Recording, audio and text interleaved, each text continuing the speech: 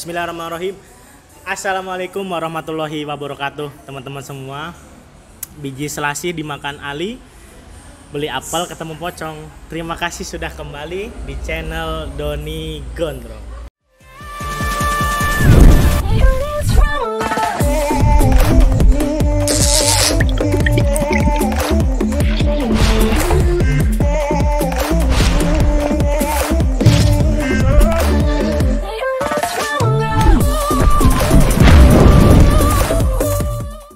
Terima kasih buat teman-teman semua yang sudah hadir lagi, datang lagi, dan stay terus di channel Doni Gondrong. Saya doakan rezeki teman-teman semua lancar, sehat selalu, dan berkah hidupnya dunia akhirat.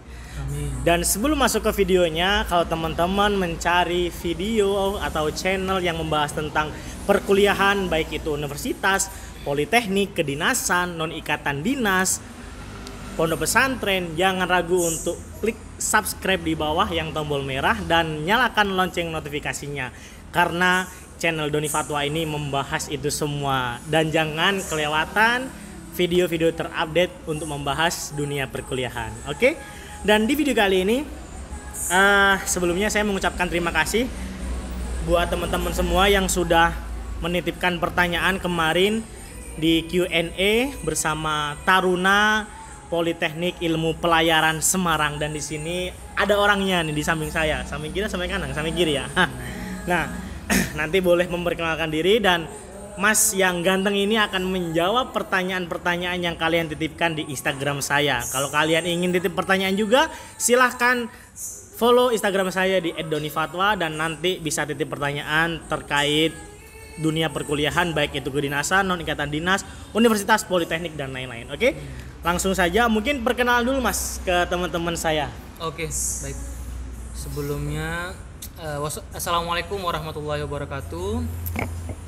Buat seluruh rekan-rekan, adik-adik SMA, putra-putri bangsa Indonesia yang sudah selalu update nih buat video-video dari Bang Doni, saya ucapkan terima kasih.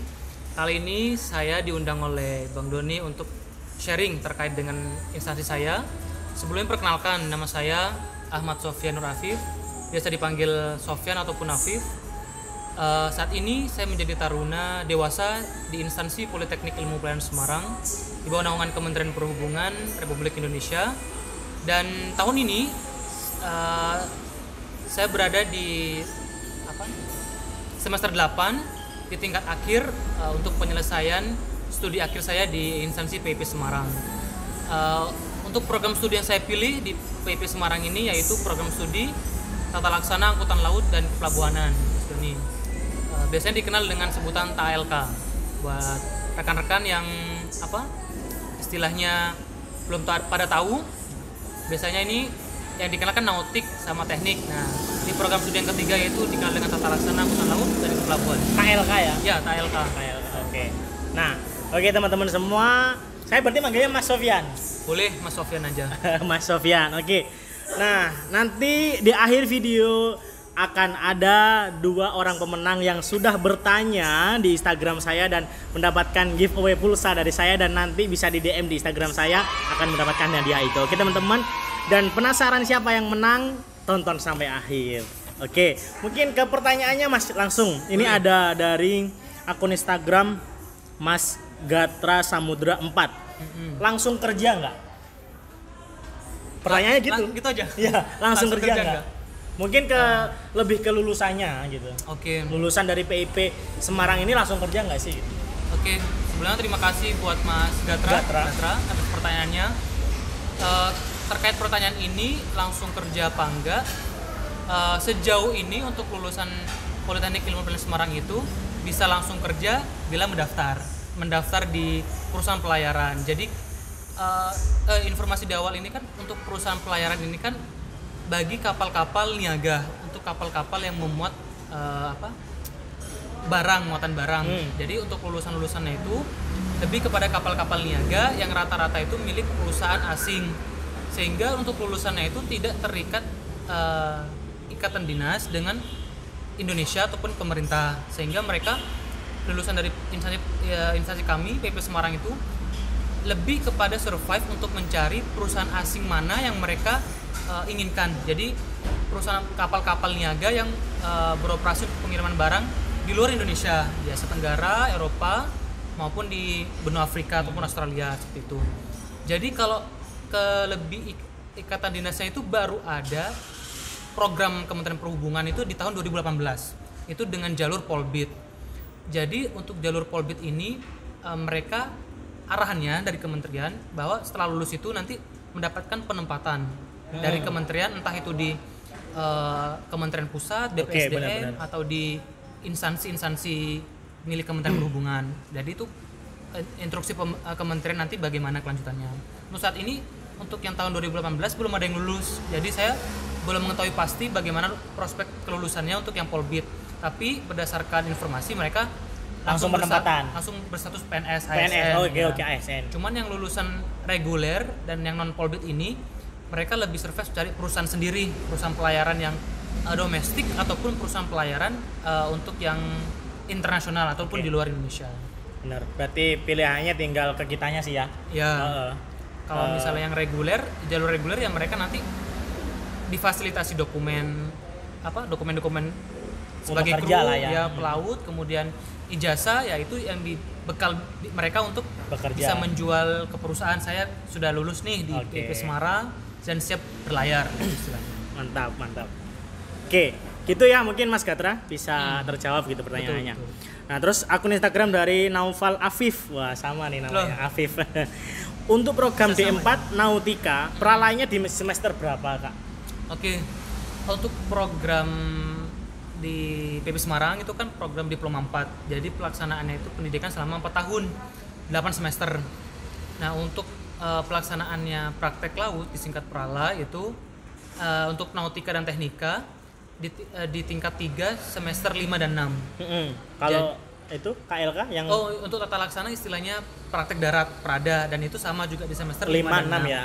Di tingkat 3. Jadi tingkat 1 dan tingkat 2 semester 1 sampai 4 itu mereka di asrama pelaksanaan pendidikan, kemudian juga pendidikan moral, karakter, kemudian akademik, semuanya itu kayak disalurkan bagi mereka semester 1 sampai 4. Nah, pengaplikasiannya ilmu dan akademik yang dia terima selama 4 semester ini di semester 5 dan 6. Jadi mereka diizinkan berlayar semester 5 6 selama setahun tuh, Mas. Jadi mereka selama setahun belayar di kapal. Jadi paling enggak itu batas minimum 10 bulan lah. Mereka itu dengan syarat agar masuk di semester 7 dengan syarat buku pelautnya, dokumen dia, buku pelautnya itu berlayarnya minimal 10 tahun hingga 12 bulan. Oke. Baru nanti 10 tahun? 10 bulan. 10 bulan. 10 bulan. Maaf 10 bulan berlayar sampai 12 bulan, Okay. kemudian baru mendaftar lanjut semester 7 8. Oke. Jadi dokumennya itu buat melanjutkan kuliah di semester 7 dan 8 ya. Yang dokumen berlayar tadi. Dokumen berlayar itu lebih kepada persyaratan dia sebagai pelaut. Iya sih. Jadi mengikuti prosedur internasional. Kalau pelaut itu harus punya buku pelaut dan beberapa license. Jadi yang diperlukan ketika persyaratan sebagai pelaut join di kapal nih. Nah, dokumen itu nanti kan tertera nih dengan stempel Syah Bandar, dengan keterangan dari kapten. Dia nih sudah praktek laut selama 10 bulan. Nah, nanti kampus tuh mengetahuinya dari dokumen itu. Oh, 10 bulan nih. Nah, paham. Dan ya pasti mau nggak mau ya harus 10 bulan dah. Dia harus praktek laut di semester 5-6, setelah itu baru nanti masuk semester 7-8. Skripsian ya? Skripsi, benar. Oke, mungkin itu ya Mas Naufal Afif. Terus ketiga, akun Instagram MWA_Najib. Tanya dong gimana sih menghadapi tes wawancara? Untuk seleksi pencatar. Iya, seleksi pas pertama masuk ya, penerimaan mungkin ya. Nah, itu bagaimana sih menghadapi, mungkin pengalaman Mas Alif sendiri gitu. Menghadapi tes wawancara itu gimana gitu dulu. Betul. Oke, pengalaman saya pribadi untuk wawancara itu waktu saya tes wawancara sebelumnya mempersiapkan betul nih kayak list kira-kira apa yang bakal ditanyakan. Nah, waktu itu saya belajar di internet. Saya lebih banyak belajar ke internet sama kakak sepupu saya karena dia sudah lulus dan dia sudah join di suatu perusahaan lah istilahnya, tapi bukan pelaut. Cuman dia lulusan dari universitas dan dia sudah masuk di kantor dan dia pernah menjalani seleksi beberapa wawancara beberapa perusahaan. Jadi kayak saya belajar dari pengalaman dia. Kalau pengalaman pribadi saya cari di internet apa nih yang kira-kira ditanyakan. Yang pertama itu pasti perkenalan diri. Nah, itu tergantung dengan pewawancaranya, karena pewawancaranya itu random gitu Mas. Maksudnya istilahnya yang ingin dia tanyakan itu ya bebas ya, gimana gitu. dia, bener. Jadi yang ditanyakan itu perkenalan diri dan dia itu tanya dalam bahasa Inggris. Jadi kayak auto saya introduce diri saya itu dengan bahasa Inggris. Ya udah pastinya sudah mempersiapkan betul dong. Bahasa Korea ada nggak? Bahasa Inggris dong Mas. Jangan kan bahasa Korea, ada pewawancara aja tegang. Iya. Korea. Apalagi Korea ya. Apalagi Korea. Jadi gak pernah kepikiran Korea. Sekarang yuk. Tentang rambut panjang ya. Siap. Jadi, nah, terus gimana lanjut? Perkenalan pakai bahasa Inggris ya. Selebihnya kalau perkenalan itu yang saya sarankan buat rekan-rekan semua nih yang ada di SMA nih yang bakal nanti masuk ke perguruan tinggi, disampaikan yang tegas dan itu lebih kepada informasi kamu banget gitu loh. Tentang keluarga boleh tapi jangan sampai keseluk-beluk banget. Jadi kayak ayah kamu apa, pekerjaannya apa, jangan sampai umur ayah segini, tanggal lahir ayah segini. Gak usah jadi kayak ayah kamu profesinya apa, udah gitu. Secara general aja, tapi lebih banyak kepada kamu kayak saya punya hobi dan yang hobinya itu yang kayak saya hobi nonton Korea nih. Nah, sebenarnya gak jelek tapi kayak apa yang memiliki substansi yang itu jadi poin plus. Benar. Saya karena wawancara ini istilahnya kayak kamu menjual diri ke instansi kayak saya ini cocok nih di instansi ini karena saya rajin membaca gitu loh. Boleh kamu nonton film, saya lebih suka nonton film dokumenter terkait sejarah misalnya apa. Istilahnya bukan membohongi ya, tapi kayak representatifnya kamu itu di mata orang ini gimana gitu loh. Ada poin plus. Bener, ada poin plus karena penentuan akhir itu ditentukan oleh cuma 10 menit guys. 10 menit kamu wawancara itu sudah kayak dari awal sampai akhir kamu ikut tesnya. Paling enggak wawancara kan kayak ada 10% lagi dah saya lolos gitu loh. Jadi bagaimana saya benar-benar maksimal menggunakan waktu 10 menit itu untuk menjual diri saya untuk 4 tahun sekolah. Bener. Gitu. Jadi saya manfaatkan benar-benar waktu dimanfaatkan, ya. bener. Jadi saya selalu mempersiapkan apa yang kira-kira ditanyakan. Pertama perkenalan. Kemudian saya itu bukan didoktrin ya, kayak dikasih arahan. Pokoknya ditanyakan apa aja yang berkaitan dengan yes no question. Kayak kamu siap nggak jadi taruna? Siap, jawab aja siap. Jangan saya siap mau jadi taruna karena saya itu terlalu bertele-tele dan kurang to the point. Iya. Jadi disampaikan siap saya ingin menjadi taruna Poltek Bank Surabaya, PIP Semarang gitu kan. Jadi PIP Semarang, udah situ aja. Dari situ pewawancara tahu dia jawabnya bener-bener siap dan nggak ada alasan yang bertele-tele. Betul. Terus jangan jawabnya tuh kayak iya siap. Itu kan kayak lemes gitu, kayak kurang. Jadi kayak tegap. Dari posisi duduk lagi ya. Posisi duduk harus tegap. Tahan-tahan lah kalau capek. Kan pastinya udah waktu antri kan udah ini senderan kan. 10 menit itu udah lah. Tegak, gak usah senderan. Iya, benar. Kemudian tatap matanya. Itu beneran untuk tatap matanya karena pewawancara saya waktu itu dia gak pernah noleh gini, apalagi lihat ini. Dia langsung lihat saya gini. Mandangin beneran gitu loh, tatap face to face. Duel mata gue bener-bener. Jadi yang pertama dilakukan itu yang istilahnya yang saya benar-benar cermati attitude sih Mas. Attitude ya. Persiapkan attitude sebelum materi-materi yang kamu ini persiapkan. Waktu itu saya dikasih tahu terkait attitude, kalau misalnya belum dipersilakan duduk, jangan duduk. Terus kalau misalnya mau duduk, tarik kursinya. Jangan kamu melonong masuk terus langsung duduk. Ngedorong gitu. Jadi itu ditarik pakai tangan kiri, duduk. Itu tes wawancara formal kalau di perusahaan. Tapi ini karena saya belajarnya dari internet yang notabene itu di perusahaan-perusahaan, jadi saya kan benar-benar belajar nih. Ternyata waktu di sana wawancara itu di aula besar. Jadi kan ada banyak peserta lainnya. Jadi ya udah saya ikutin apa yang saya pernah pelajari. Oh ya silakan duduk. Sekalipun itu kayak udah duduk aja, tapi itu jadi kayak nilai plus.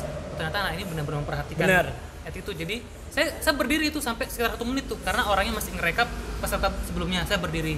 Udah bisa aja itu ngetes sih. Betul. Ngetes kayak wah ini coba saya pura-pura ngerekap. Nah ini kalau orangnya nggak dipersilakan bisa aja langsung minus gitu. Iya benar. Iya sih. Iya. Jadi saya waktu itu karena wawancara ini kenapa saya banyakin ngomong di wawancara karena fatal banget Mas. Karena kalau sudah dari awal sampai akhir lolos, kalau di wawancara gagal itu sayang banget. Karena cuman 10 menit tapi di situ menentukan nasib. Value-nya besar. Benar. Jadi mungkin tadi saya simpulkan persiapkan attitude, materi, materi. dan mungkin mental ya. Mental bener. Mental juga benar harus disiapkan ya. Itu Mbak siapa? Tadi Mbak Mua, ini nggak tahu Mbak atau Mas ya. Ya itu intinya Mbak Mua Najib ya. Najib kayaknya cowok ya. Cowok kayaknya. Mas ya, Mas Mua Najib. Mua ya. Muaham. Ya itulah pokoknya. Oke. Lebih ke ini ya. Pokoknya apapun itu, misalnya kamu siap nggak kalau misalnya dihukum terus disuruh push up rolling gini, ya siap, saya siap gitu. Pokoknya selalunya katakan siap aja deh. Siap. Kalau misalnya terkait dengan Siap. pembiayaan juga katakan siap, sekalipun kalau misalnya kamu suruh bayar 100 juta, siap. Udah, siap aja gitu. Siap pakai uang Bapak. Iya. Gitu aja. Jadi siap, terus tatap wajahnya terus, tatap matanya kalau nggak berani, dahi atau hidung. Oh iya. Terus kalau digurawin, terutama cewek-cewek ya, biasanya karena nggak pakai masker kelihatan kan. Kalau misalnya digurawin, jangan terlalu serius. Maksudnya jangan terlalu menseriuskan gurauan dia. Jadi kayak boleh senyum tapi jangan sampai cengengesan, Ngakak gitu ya, gitu nggak kan. boleh ya. Terus jangan apa-apa nunduk. Boleh mikir tapi diam. Maksudnya jangan kayak gini, jangan. Jadi kan tetap tatap wajahnya tapi jangan nunduk, tatap wajahnya terus senyum tapi jangan cengengesan gitu. Tegas, terus posisi duduknya tegak. Lebih kayak itu ya, siap. aja gitu. Nanti kalau misalnya lebih lanjut lagi, biar Mas Duni nanti mengarahkan saya kalau ada pertanyaan lebih lanjut. Oke, mantap. Tanya lagi makanya guys. Oke, akun Instagram dari pertanyaan keempat dari Winnie. Iya-nya banyak banget. banyak banget. Kak, izin bertanya, soal TPA susah nggak?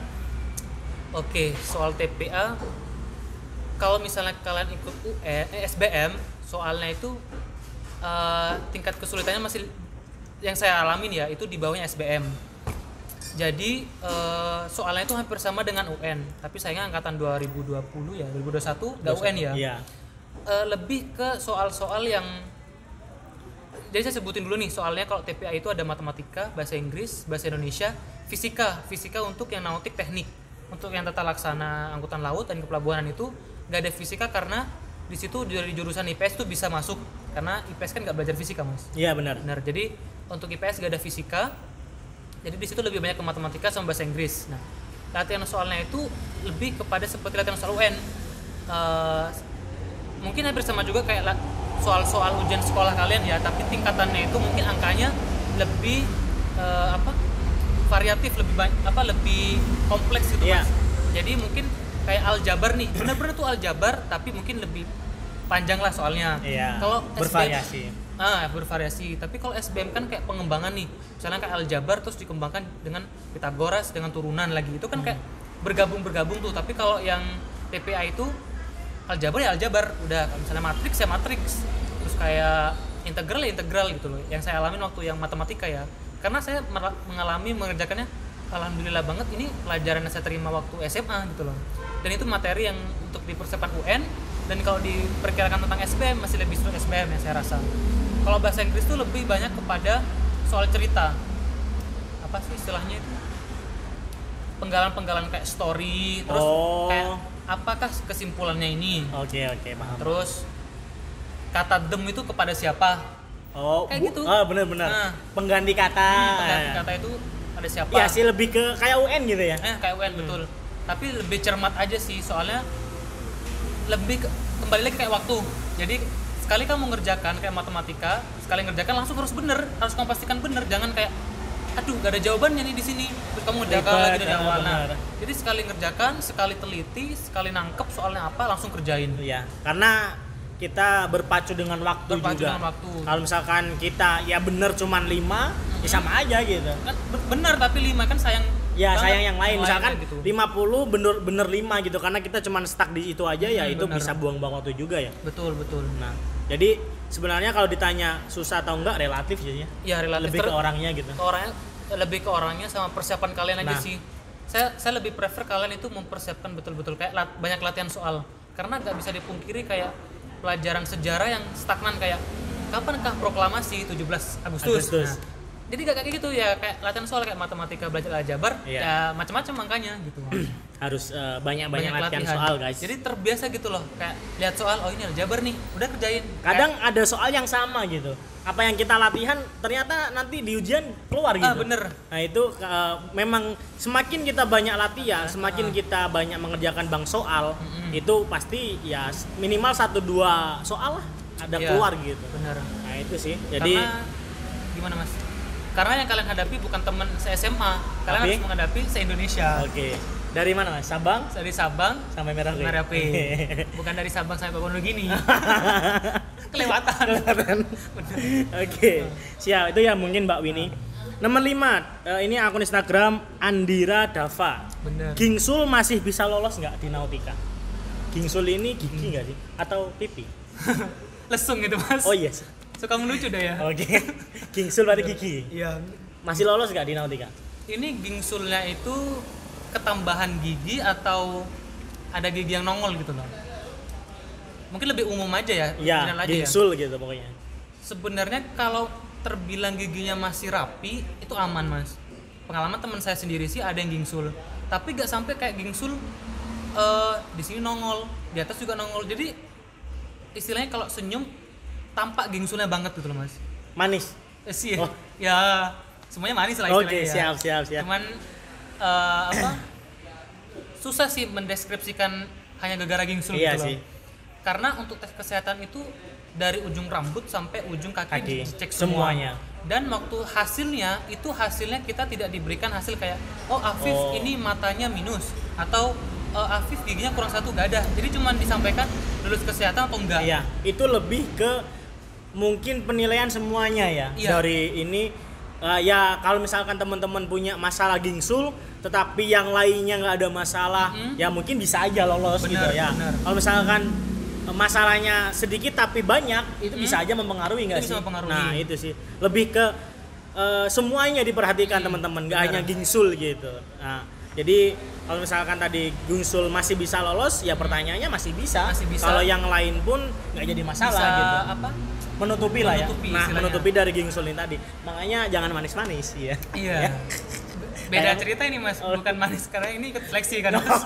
Jadi bukan indeks dia manis apa enggak nih. Kalau gitu mas saya kalau jadi panitianya enggak dia manis dia jadi lolos gitu. Siap. Nepotisme banget Mas Sofian ya. Duh, mohon maaf nih. Oke, akun Instagram dari ini pertanyaan nomor 6 dari Manggivera _ tinggi minimal perempuan berapa? Oke, masuk BIP. Masuk sebenarnya untuk pendaftarannya kan terpusat di website Si Pencatar mas. Jadi buat seluruh instansi perhubungan terpusat di Si Pencatar dan proses pembayaran, kemudian dari seluruh tata tertibnya itu persyaratannya semuanya secara umum. Untuk yang wanita itu minimal 155 cm, untuk yang cowok 160 cm itu minimum. Itu di tahun Mas Afif atau tahun sekarang juga? Per tahun sekarang saya kemarin lihat karena berarti tahun sekarang ya? Tahun sekarang ya, itu terupdate sudah untuk tahun 2021 karena Si Pencatar ini baru berakhir kemarin. Bulan apa ya? Pokoknya Juni. Awal Mei kemarin itu baru berakhir. Sebelum Lebaran itu baru berakhir pendaftarannya. Jadi saya tahu betul untuk persyaratan-persyaratannya karena mungkin ada beberapa yang tanya ke saya, jadi saya mengacunya sama website Si Pencatar dan mungkin ada yang kurang paham betul, jadi saya benar-benar baca dan itu tertera benar minimal 155 untuk yang wanita 160 untuk yang cowok. Kalau mungkin teman-teman masih nggak percaya bisa lihat di web sipencatar.com. Si Pencatar ya. .com apa? .com ya? sipencatar.ac.id ya. Bisa dilihat ya teman-teman. Ini khususnya Manggivera ini. Karena sampai sekarang bulan depan itu sudah mulai seleksi buat SKD-nya mas. Untuk yang Si Pencatar tahun ini sudah mulai seleksi.